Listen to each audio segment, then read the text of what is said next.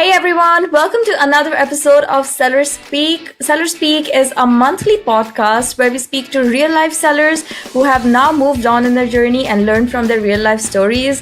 This is perhaps the best podcast when it comes to learning from your own mistakes, or actually learning from others' mistakes so you don't make those mistakes by yourself.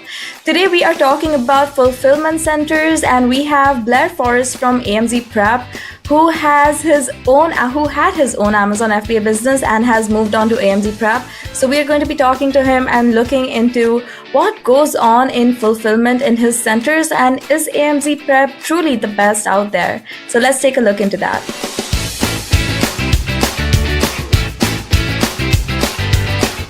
Hey Blair, thank you so much for being here with us today. Hello. Thank you so much for having me on. I'm super excited to chat the fun world of fulfillment and logistics. Some people argue really how fun it is, but I love it.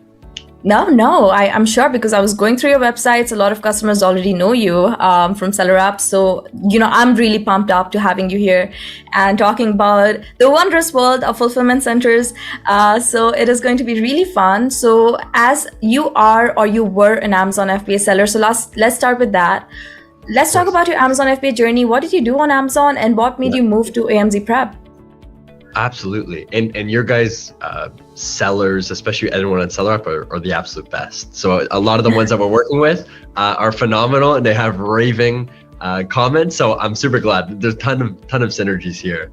Stop it, you. When it comes to the journey, it's pretty unique. So I always had a knack for selling products online.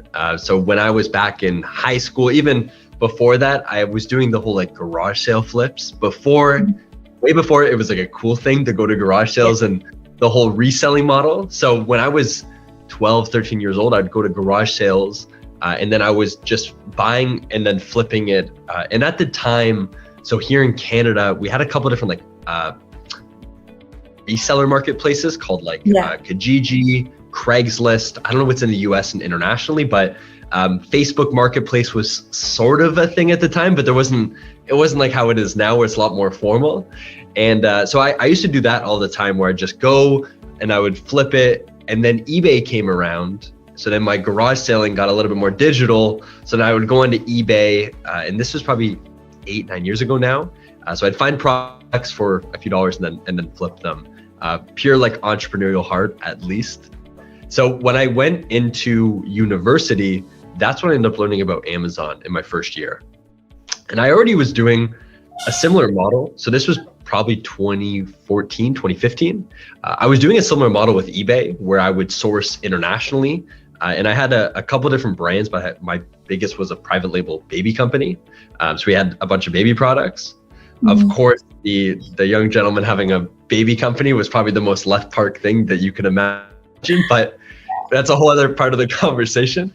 And so I had that. So I learned about Amazon FBA, and it was already a thing on eBay, but it wasn't called anything like how it was with Amazon FBA and private label. It was just, I would just flip products from China, from Alibaba, and then resell it.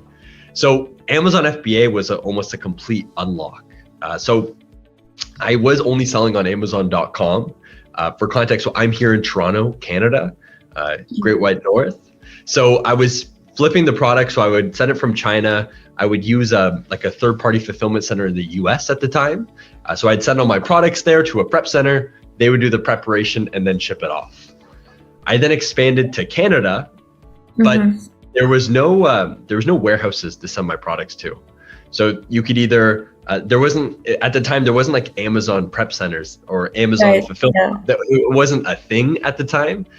So there was what you call a 3PL, which is usually a really large fulfillment warehouse, but they didn't want to deal with my 20 baby caddies a day that we were selling. They wanted nothing to do with it.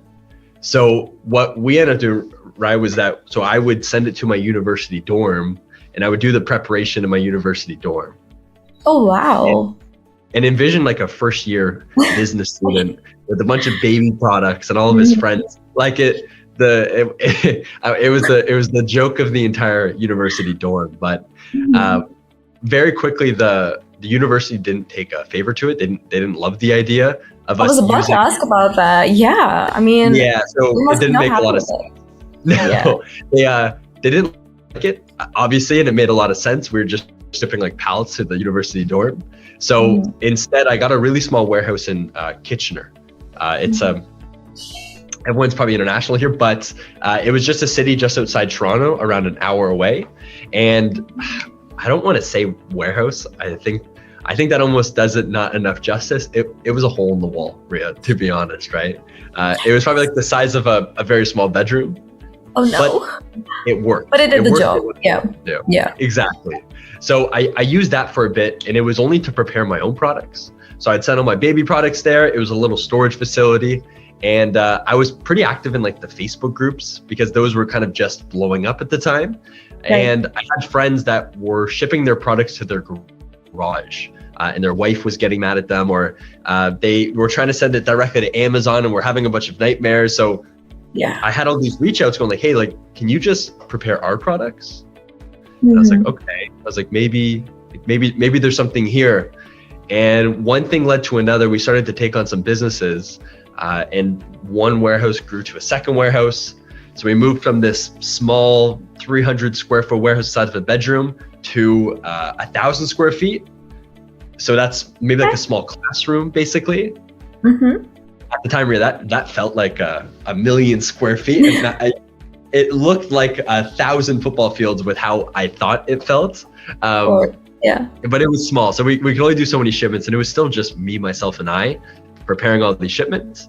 And very quickly, that outgrew the private label company for some of the stuff I was doing on Amazon, but still actively was running it and doing some of the resale stuff. But we ended up growing. So we really started to build on it in around 2018. This is when everything started to really blow up. And we moved 4 different warehouses over the past now 3 years. So we went from 300 square feet to 1,000 square feet to 30,000 square feet, which was a huge jump. And then we just got another warehouse, and now we're sitting around 400,000 square feet of warehouses. So it's hard to envision it, but for any seller, it's, if you want to put maybe a rule of thumb, 30,000 pallet positions, just so people have context. So the one warehouse right behind us is probably like 5 or 6 football fields in terms of size. So it's huge. We just moved into it, obviously with the growth of everything with COVID, and like it was just, timing was, I think, just a really big favor for us. But this has kind of been the journey. So it went from the kind of this, what was a garage sale reseller, to us now managing for thousands of brands in terms of their fulfillment, their logistics, the preparation, the whole journey on Amazon. So it's been a super cool ride so far. We're just getting started. That sounds amazing. I mean, it's so refreshing to hear like stories from Amazon sellers. Surprisingly, although they're so different the way they pan out, they usually start with like flipping garage sales, digging into dumpsters for books. This is amazing. I mean, I'm always astonished, and I would like to congratulate you and your team for building Amz Prep. So are you guys working remotely right now, or is everything open in Canada at the moment? So what was tricky about Amz Prep was that, so we were listed as an essential company when everything with COVID. So we actually had obligation to keep our warehouses open. But what happened, and this was now, it feels like 10 years ago, but 2 years ago, with when the kind of the pandemic hit, was that we had to restructure our warehouse because we were doing fulfillment for grocery companies, PPE. So we had to basically build these like new stations because we were fulfilling to hospitals, to grocery stores. So we're in the middle of this like basically destroyed supply chain. Everyone needs the foods, everyone needs essential goods. And as you remember, this is when like the shelves were completely out, and Amazon had that like 3-month back order, and they shut down the inventory inside their warehouses. So it was a really crazy time. So that's kind of where the peak of it. So most of our teams here, we still have a lot of team that work remote from like international perspectives and our other verticals, but I'm in the office now. So the warehouse is right behind. Well, don't be fooled. It looks pretty, but right behind the team's working on preparing a bunch of shipments. So how did you go from inbound and prep to speaking to like actual Amazon FBA sellers and clients? Like, could you map out that journey for us? It's a great question. And I think, and this I feel happens with a lot of entrepreneurs, is that you put your head down so often and you kind of just working that you almost don't look back to see what the actual formula of success was. And I don't want to define us as successful because we still have a very long way to go, but this ability to almost rework and say, okay, well, this was the reason why all these new businesses came to us. I think what really helped was that at the time we were kind of hyperactive in all these communities.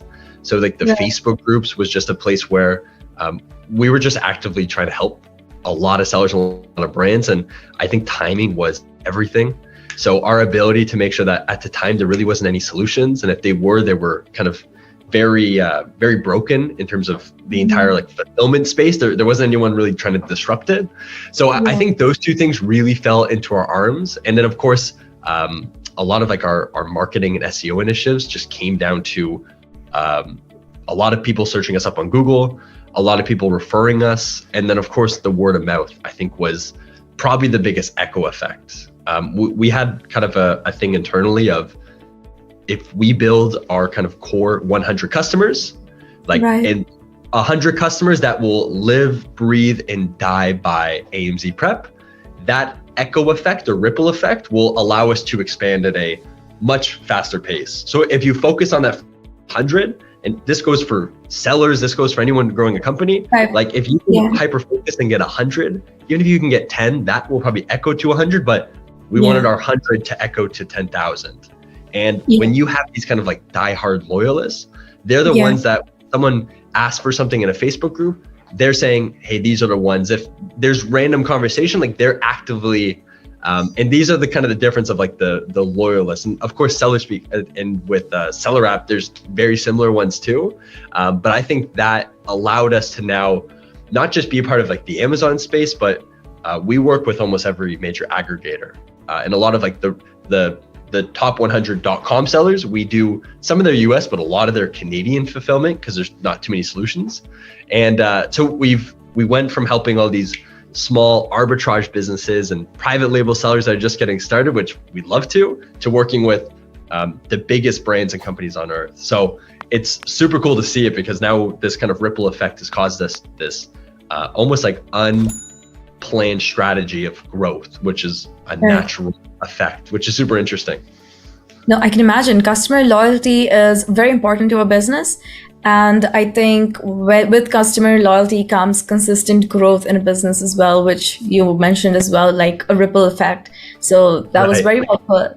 So as I mentioned before, most of our customers, we do refer them to Amz Prep. And I like how you take and I love how you take care of the entire fulfillment process. So what kind of customers, for people who do not know you, what kind of customer base do you work with? Are they medium sellers? What if I'm just starting out on Amazon? Are you for me, or like, what's your customer base look like? Yeah, so it's a mix of both. We actually, over the past year and a half, we've started to transition it because of like our warehousing space and capacities, of course, the ability to grow with these larger sellers. What happened was that we worked with a lot of small businesses, which we want to support, especially like with COVID and like everything just naturally lined up, and it's just in our ethos and culture. But these small private label sellers now become monsters, or they end up getting bought out by a big aggregator, and now the aggregator fulfills with us. So it's a little bit all over the place. What we've actually started to do was that a lot of the really small businesses that were looking for a whole outsourced solution, we end up really encouraging them to do it themselves.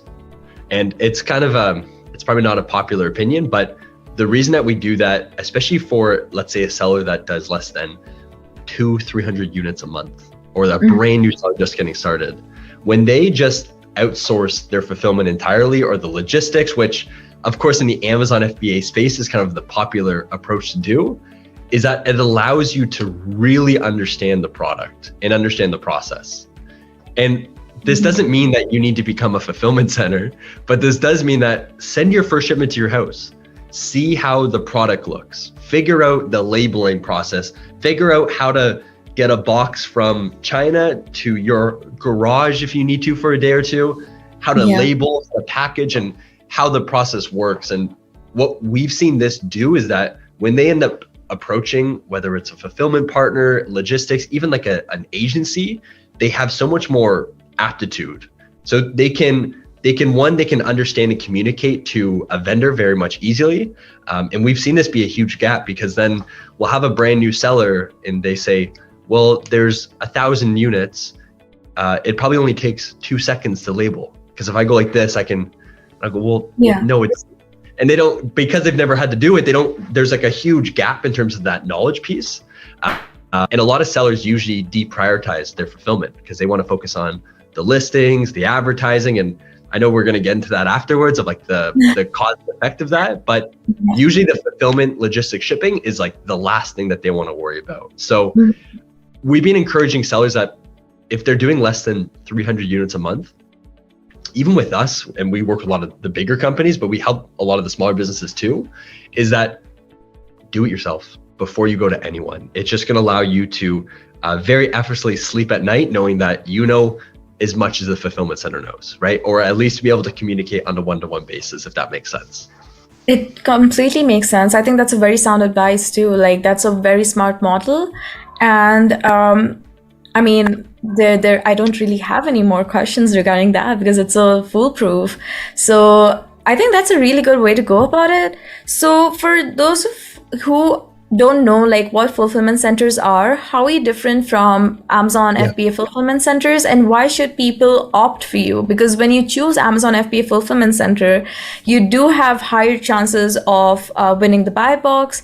You don't have to worry about returns and a lot of other things that come with, when you're doing it on your own. So how do you differentiate yourself from a fulfillment center, and why should people choose you over Amazon FBA fulfillment, or should they do both actually? Yeah, and I think that's where people get it wrong, where what ends up happening is that traditionally for a lot of sellers, we're a supplement to Amazon FBA. So there's a lot of brands that come to us because we take a pretty consultative approach. So a lot of brands come to us and we actually tell them, hey, no, it's probably better to just ship directly to Amazon, because traditionally we have kind of two pieces of the business, and everyone listening, I'll kind of give a run through of 3PL, prep centers, all that jazz. But there's the FBA preparation side. So what a lot of sellers do, especially new sellers or growing sellers, they'll use us just to make sure that they're preparing the products for Amazon. So we'll do the SKU labeling, the polybagging, the compliance checks, because they ordered from China a blue baby product and it was green when it came here. And if they don't catch that, then it's going to be inside of Amazon and you're going to be in a lot of trouble. So this is the one part. The second one that a lot of sellers use us for is that obviously with all the inventory restrictions, they end up using our warehouses, our holding hubs. So because they can only send, let's say 100 units to Amazon, right? Yeah. That extra product needs to stay somewhere. And we'll encourage them to go FBA, because when we look at a business, we also look at their advertising, their competition, how they're ranking. It just allows us to be in a lot more contextual place to give them advice on whether or not FBA makes sense, whether it's FBM. So these are the two reasons traditionally. So if they need the extra storage, it makes a lot more sense for them to ship a full pallet from China or a container, ship it to our warehouse, and then we'll just slowly start injecting the products to Amazon. So that's situation 2. And then situation 3 would be if the brand's actually doing some sort of like direct fulfillment. So this would be merchant fulfillment. So instead of fulfilling the orders from FBA, let's fulfill it FBM, or maybe it's through their own eCommerce channel. If it's through Walmart fulfillment, any of these other marketplaces or your own store that you want to be selling. And I think this is where it's key, is that where we're really encouraging sellers and everyone listening, what I personally recommend, because we've seen it happen and it will happen, is that with everything happening with inventory restrictions, we're doing with all of our sellers is we're setting up FBM inside of our warehouse just to have it available.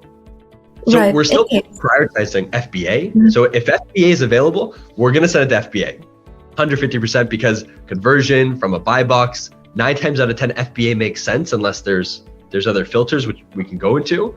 But we want that ability to be able to turn on FBM, because maybe there's an inventory blackout, maybe a listing gets suppressed, maybe it's something about the limits, whether Amazon has to check it in late because it's Q4 and they're just slow. Like there's a lot of different things and factors that are outside of your control.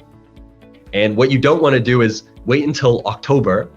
Now it's Q4, it's busy. If you ask and you run out of stock on a product, and now whether it's SellerApp or whether you have an agency, whatever's running your campaigns, you're going to be in a lot of trouble, because that warehouse can't just set up merchant fulfillment. So unless you're going to do it from your own garage and just do the orders yourself, which is trouble, you're going to be in a really tricky spot. So the answer is it really depends. But traditionally, we like to utilize this approach, and what a lot of brands utilize us the most for is that because we have warehouses basically everywhere at this point, especially like the Canadian side and .com, it just allows us to be multinational and also just be close to the fulfillment centers as possible.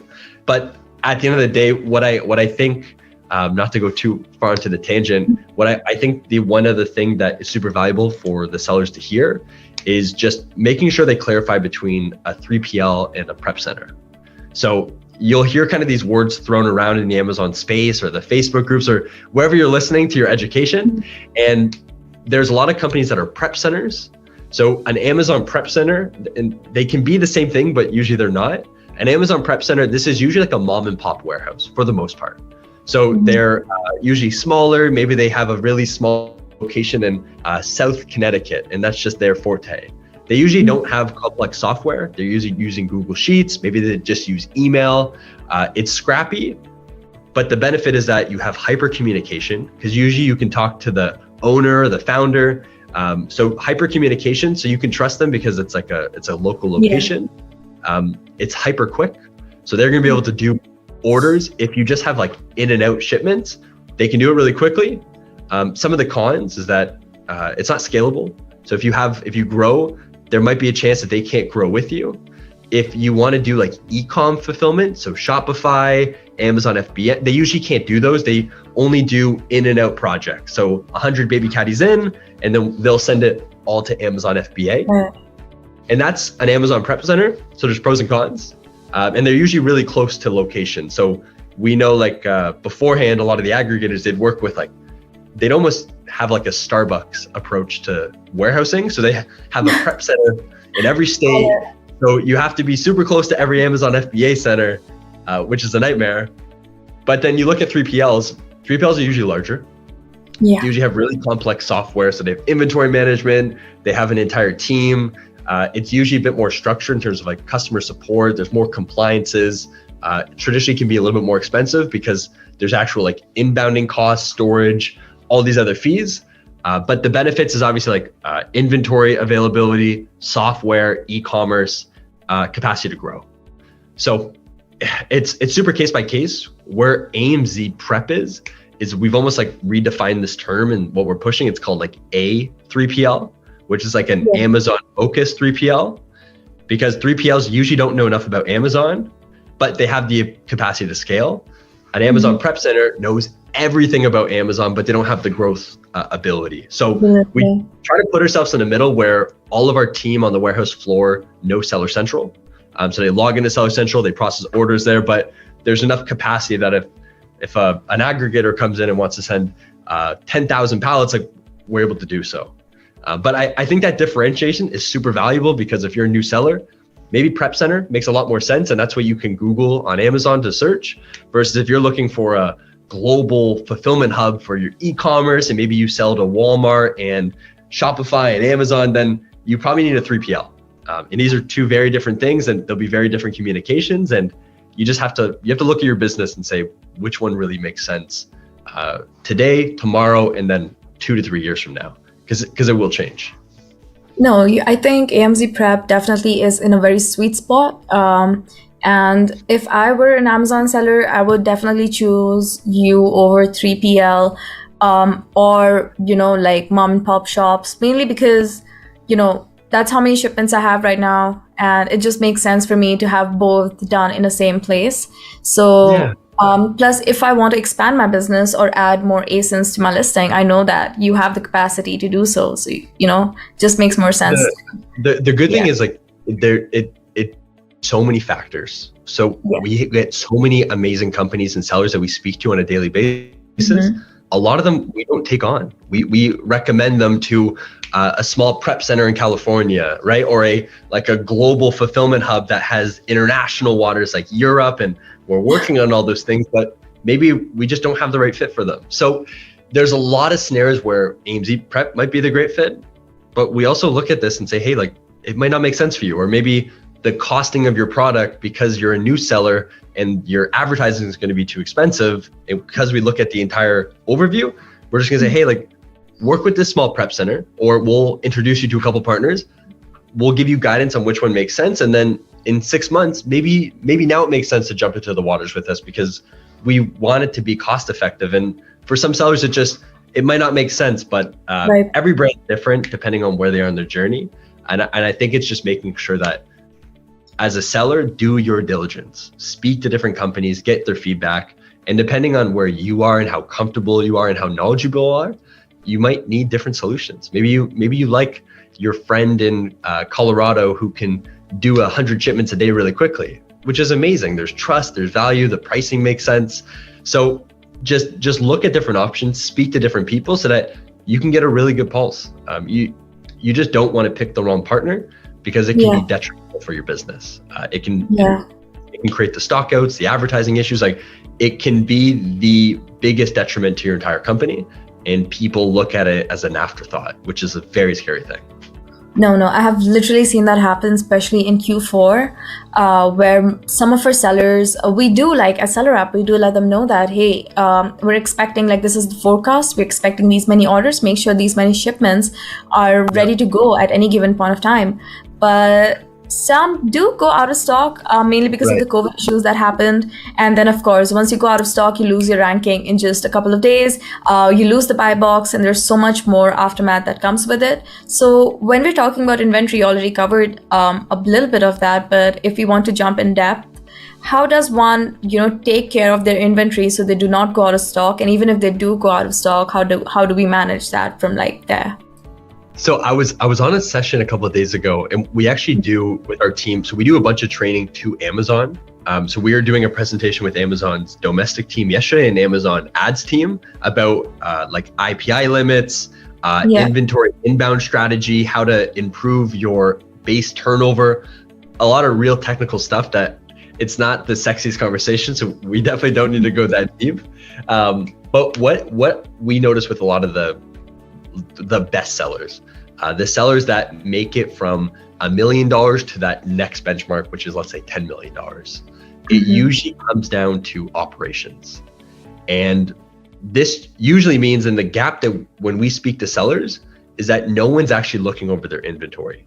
So they don't have an operations manager or someone doing inventory availability. They work with a 3PL or a prep center, and they trust them to kind of handle the entire thing. But what we've seen with some of the most successful sellers, the ones that get this kind of accelerated growth, is that to get from 1,000 to 10,000, it's usually not about just tweaking your ad campaigns. There's usually a bigger piece of meat there. It's this 80-20 rule. And this usually comes down to, can we launch new SKUs? We can maximize profit on current products, but it's going to be, it's not going to do a 10x jump. So it's usually launching new products, making sure stock's available, and then optimizing the supply chain so that we can get more products to Amazon so that product can sell out.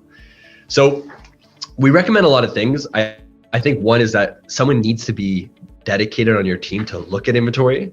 If you're a brand new seller, you won't be able to, so you don't get this privilege, but you'll have to learn it yourself. And I'd encourage you that there's not too much training.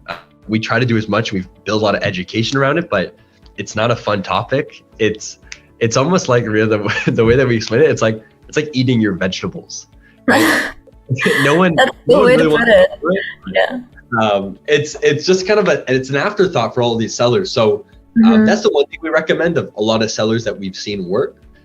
Two is that it just needs to be on some sort of routine basis. So if you use SellerApp, or maybe you just do it directly through Amazon's dashboard, is that consider all the aftermath. So something super cool, but let's say SellerApp, we can account for forecasting outside of just how many days are left in stock, right? There's other things you need to account for. How long will the prep center take to prepare it, or the 3PL? Are they going to take 1 day? Are they going to take 5 days? Are they busy, so it's going to take 10 days? And if you don't account for that, when you're trying to send product to Amazon, you're in this really awkward spot where you're out of stock for 3 or 5 days. And on paper, you were going to make it. But then let's say Amazon had to check in the products or do an inventory transfer, right? Like there's all these things that are so far out of your control, you can't do anything about.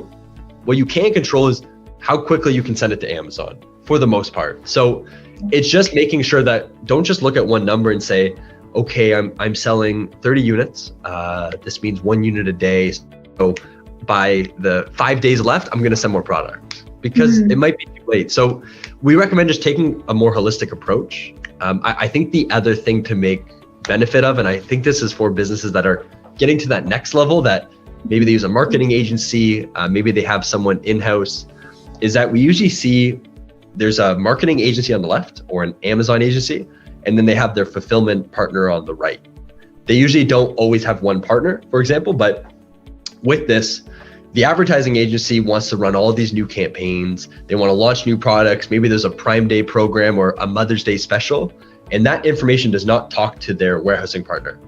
So what happens is that they'll launch a new campaign. They'll see everything happening on SellerApp, but then the warehouse has no idea. So then there's a huge disconnect where like they'll launch a new campaign, there's new growth strategies, but then the warehouse isn't prepared to do all these shipments, or so they're never talking to each other, which is what we see. We've seen this happen quite often. So I definitely account for that. Yeah. It's they almost like silo out to 2 different verticals when really they talk to each other in full harmony, and like they work with each other. Like and it's as simple as if you don't have product inside of Amazon, your ad will turn off. Like it's not rocket science we got to think about here. If it's not available, your ads will turn off. It's going to be more expensive when you turn them back on, and your ranking will plummet. And I don't think people don't know how bad it is until it happens to them. And I don't want that to happen to anyone, but they almost need to see just how hard it is to get back to where they were, because you're almost just taking like 10 steps backward in your business. And as a seller, you have so many other things to deal with. The last thing you need to worry about is an old product that was ranking well, selling. Like you have one job, keep it in stock. That's the only thing you got to do, and it will continue to grow the fruits of its labor. And they fail to execute on that, and because of that, they can't focus on new products. They're spending more on advertising. Their rankings down. Like it's just this triple effect, and it's probably one of the most underrated conversations happening in the Amazon space right now. True. Well, preach, Blair, preach. I would say that. I'm telling you, that's because that's why SellerSpeak started, right? You learn from other people's mistake and try not to do it for yourself. And I mean, we've seen sellers who joined with us like 5 years back, and they made the mistake, and now they're like, well, Q4 is coming. I got my inventory ready. Like that's the first thing that they do before Q4. And Prime Day is coming now. I mean, make sure your inventory is always in place. So thank you so much for answering that question, Blair. Moving on, your packaging is one of the best in the market. How do you go about packaging? So if I am a customer with you and I would like to provide like custom packaging for my product, because this is the first thing that a customer sees, right, when they open your product, and it makes a lot of importance for your branding as well. So do you provide custom packaging, or if not, how do you go about packaging or prepping people's products? Great question. So there's 2 ways to think about it. And this is usually where we get into the conversation of, is FBM viable? So we work with some sellers that FBM doesn't always make sense if we look at their advertising or just their performance, but they want to control the entire customer experience. So that ability so we use a couple of different ones. So internally, for example, if we're doing FBM, we have the ability to do a little custom packaging. So custom shipping boxes, we get custom shipping tape. It's just if they have a very specific brand awareness and they don't want an Amazon box arriving at the doorstep of their customer. Some brands just have, maybe it's a very premium feel, or maybe it's very boutique and they want this experience. But what we see, especially for Amazon FBA, we've seen a huge push towards like eco-friendly too. So some of our poly bags, we have to do like eco-friendly, sustainable items, even like the air pillows that we use, if it's actually with the item, or like craft paper versus poly bags or bubble wrap, for example. But we get a lot of brands. So we use a couple of different companies. One of them is called Arka, ARKA, and they do like custom branded boxes. We get a bunch of stuff from them. So we get like Amz Prep ones too. So we'll do like gift baskets or for like influencer marketing, but they have really cool ones. So like depending on if the brand or private label seller actually wants to create a full customized experience in terms of like the package, the overall experience, then we'll get some like Arca or any of these other like custom packaging to do like the box. And then we'll do the tissue sheet. We'll put the product inside. We'll put the Amazon label. I think it's a place that's really a lot of sellers.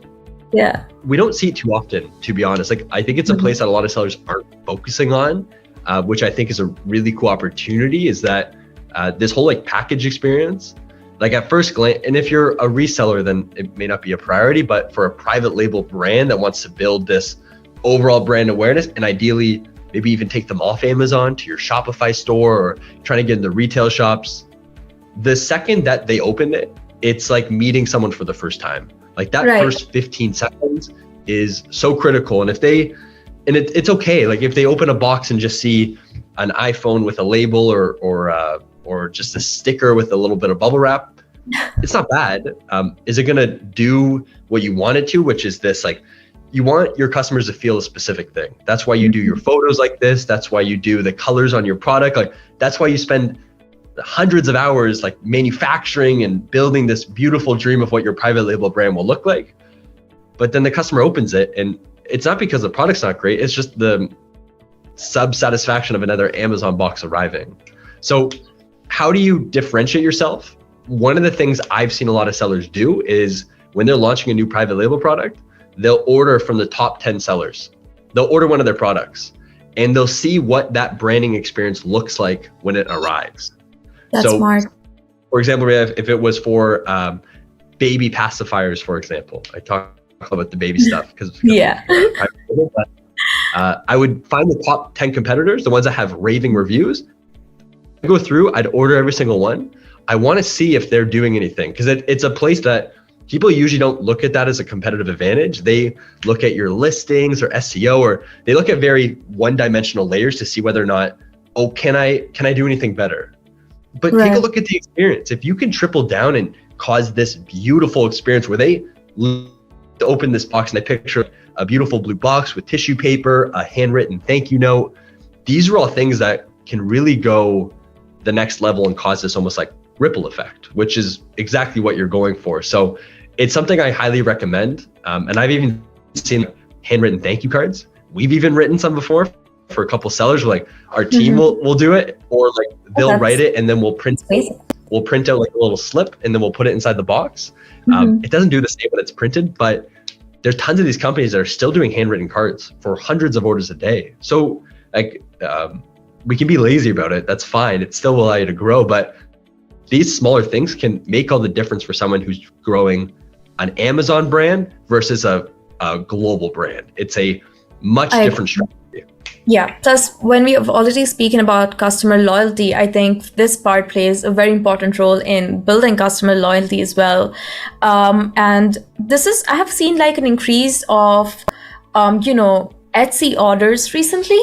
So mainly people, this is just my assumption. Let us know what you think in the comment box below if you agree with me or not.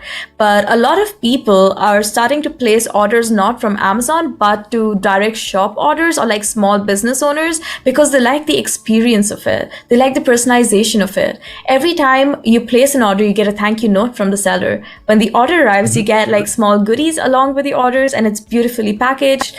And I think it's the personalization that is missing on Amazon. And this is where your packaging plays a very important role, or your customer experience plays a very important role. So I think we're moving into the right direction when it goes to customer packaging and like packaging and customer experience. So what do you think about that, Blair? Have you seen more increase in Etsy order? Do you fulfill Etsy orders as well?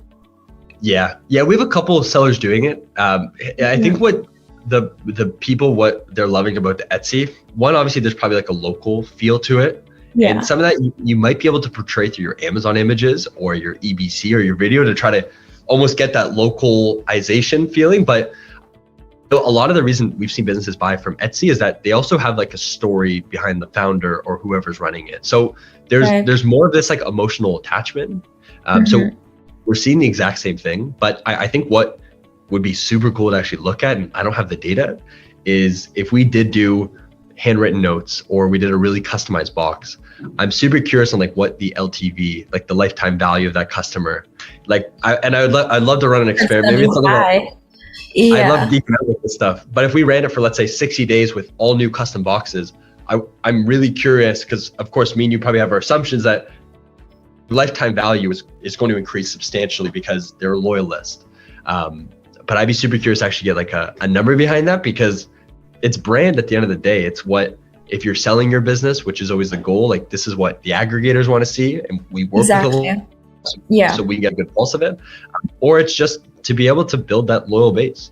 How do you stand out from being an Amazon product, private label seller versus a brand? And if your approach is just to be a private label seller, then maybe it doesn't make sense to go the extra layer because it's going to cost more, right? So if you have a goal of just launching new products, then it might not be an issue. But if you're looking to actually grow a brand, grow a presence, go to TikTok and all the different social channels, then it's a much different approach. So it all depends on the seller. It doesn't mean that we're telling you guys got to do a custom box tomorrow, but if that's the approach your brand's doing, then you nail it down. The millions are in the pennies, especially if you can get a bit more creative.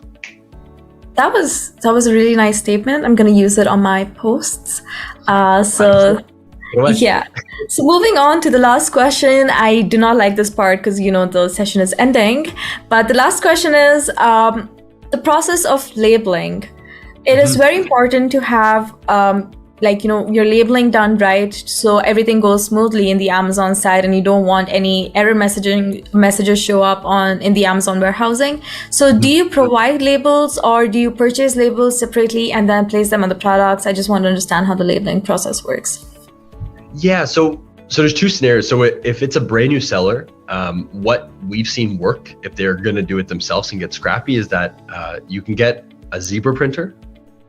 So let's say you want to set up your own shop, because I love giving this kind of the tidbits out to the new sellers who might not want to have a fulfillment center. Maybe they do arbitrage.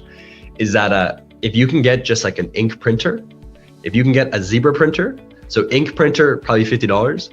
Zebra printer, you can maybe get it for free from UPS. There's a couple ways that we've seen, but if not, let's just say $100. And then you can go to uline.com. So in North America, Uline is massive. And so you can order like specific Amazon labels, the boxes. It's not the most effective, but for a new seller that's looking to do it themselves, this is where like we started way back when of doing this kind of scrappy model, because I was labeling it in my own dorm. So there's a lot of ways that if a seller wants to do it themselves, we do notice really often though, Ria, is that, so for example, we have a seller, they're sending a shipment, I think in the next week. It's 30,000 units that were mislabeled from China. Oh, yikes. That's so they expensive. sent all of it. By the way. It was costly for the brand. Now they're out of stock on, so it's 30,000 items across 10,000 SKUs, which is crazy. So they just send it, I don't know if they used a fulfillment partner or they just shipped it directly from China and had all the trust in the world with this China partner. But they sent it all to Amazon. It got checked in. It took 4 months with the freight and the checking, the whole nines. And customers started purchasing orders. They started getting negative feedback and said, hey, I purchased the white version. Why am I getting the blue? Oh, no. And they said, uh-oh. So one of the things that a lot of sellers don't know is that, let's just say we are selling these two products on Amazon. It's video, right, Ria? So some people are going to see it on video in case. Yeah, we are now available on Audible and Spotify and Apple Podcasts as well. So Go ahead. So anyone not here, I have a phone in my hand and a water bottle. But what happens is that if a seller or a warehouse or the China partner, they print off Amazon labels, which are called fnsku labels. It's just Amazon's correspondent of, this is Blair's water bottle, this is Blair's iPhone. If I label I printed off a label for Blair's water bottle. If I put it on this iPhone, Amazon does not care. So Amazon will check it in. They will store it in a location thinking it's a water bottle. They will, once someone orders this beautiful water bottle off Amazon will grab the iPhone, they'll pack it and they'll ship it to the customer. I don't think the customer is going to have any complaints to that. Now, when it's the other way around, they might get a little bit more upset when they order the iPhone and they get this little water bottle. And it's exactly what we see happen. And like, they may think like, oh, Amazon will catch it. They'll let me know. They won't let you know. I promise you. So we see it with a bunch of different sellers, and it usually just comes down to there just wasn't like a quality check, because again, no one was really thinking about their inventory or having their 3PL, and they put all the trust there, which is great, but there needs to be these quality checks in place. So fnsku labeling is incredibly like underrated in terms of what you have to do. So some people use Amazon to try to barcode the products too, which is usually a suicide mission. But we also see a lot of sellers that get it done in China. So when they ship it to us, we don't need to even open it. We just forward the box to Amazon. So some sellers use us for like pick and pack. So we do labeling for individual units. And then other ones, they say our China partner did it. We tell them to get photos so that we know like the box is the right box, because we won't know. And then instead we'll just ship the boxes to Amazon, and we'll just put a carton label on the physical box. So makes sense. Yeah. Scenarios work, but do your diligence. There's a lot of forums on like Amazon preparation on Amazon, but it's really confusing, and it's really, really intimidating for first sellers or newer sellers who have never labeled, because there's specific things of, it's a poly bag, it needs to have a suffocation label. The poly bag needs to be a certain thickness. If you do use like a poly bag bubble mailer, the bubble wrap needs to survive a drop test of 4 feet. So there's all these like weird random things that if you just end up getting flagged, Amazon can ding your account with a chargeback, or they can actually suspend it. So again, we see it happen quite often where even accounts get suspended because they didn't follow labeling restrictions, or the box was 51 pounds and the limit's 50 pounds. It's like these really small nuances. So we deal with a lot of it. We ideally don't like to see when there's returns, because that's usually an issue. But again, at the end of the day, it's Amazon. So as long as you can correct the mistakes, we've seen everything under the sun, I think, at this point. Yeah, that's literally my favorite part, like hearing like stories where everything has to go wrong and it went wrong. Like, I don't know why, but like it gives me like a sense of satisfaction, like of caution, like, hey, are you doing this right? Because this is what happened to others. So you almost have to get your fingers burnt, right? At the end of the day. Yeah. I don't love the idea of getting my fingers burnt, but I think it allows you to, and if the past 2 years of Amazon have taught us anything, like, you gotta have thick skin to get into the space. It's not for the kind heart now. It was a little bit easier 4 or 5 years ago. I was just speaking to the like one of these founders of this huge Amazon company, and like the way that this landscape has changed, and obviously the past 2 years have made things a lot difficult to source internationally, like China. So everyone has a plan until you get punched in the face. I think it's the best scenario. Like, you can come in with a perfect plan of how you're going to launch a new product, but you will get punched in the face and it's going to go to the sideways, but just you need a plan B, a plan C, and a plan D, because like it's Amazon. If it can happen, it will happen. It's just making sure that you're prepared for it and you don't think that there's a straight line to success. That's usually where people get caught. So just have these fallback plans. So if you got to be a little bit more nimble and stay on your toes. I think that's the best way to recommend it. Those were really good advice, Blair. I've personally learned so much. Thank you so much for being here. Before we end today's session, how can people contact you? And you can add any promotional stuff here. So go ahead. Yeah, so the best way to reach out, if you guys are on LinkedIn, I'm really pushing that. I'm trying to get everything locked and loaded for TikTok, so I'm working on it. But it's Blair Forrest on LinkedIn. I know we'll probably have some sort of link in the seller notes. If you want to guys check us out, amzprep.com. This is the website, but come for me for advice. Like I'm happy to help out. A lot of sellers that I speak to, we speak to thousands now, and I just want to give advice. So if there's things that you guys need, feel free to reach out. We have a good pulse, and obviously we have a really unique view because we get to work with like the aggregators and the biggest in the baddest in this space, and we also work with the small businesses. So we almost have like an insider trading approach, which is super cool. But I'm happy to help out anyone listening. If you guys have questions about product launches, if it is about like SEO and advertising, or just talk shop about fulfillment for whoever in their right mind wants to talk about fulfillment and logistics. I love to talk shop. Yeah. they'll have to at some point. So feel free to reach out. I'm super open to talk to, and we take a pretty consultative approach. So don't feel that it's some sort of pitch. I want to be able to help you guys. So there's things that you guys have questions on. It's tough to find kind of honest truth sometimes. So we'll give it to you. Thank you so much, Blair. And thank you so much, everyone, for listening. If you haven't already, do not forget to like and subscribe to SellerApp's channel. Do not forget to click the bell icon so you're notified each time we post a new video and you're not falling back on all things Amazon, because we do have guide videos, Amazon news, webinars. You shouldn't be missing out on all of those things. Thank you so much for tuning in. And until the next time, happy selling.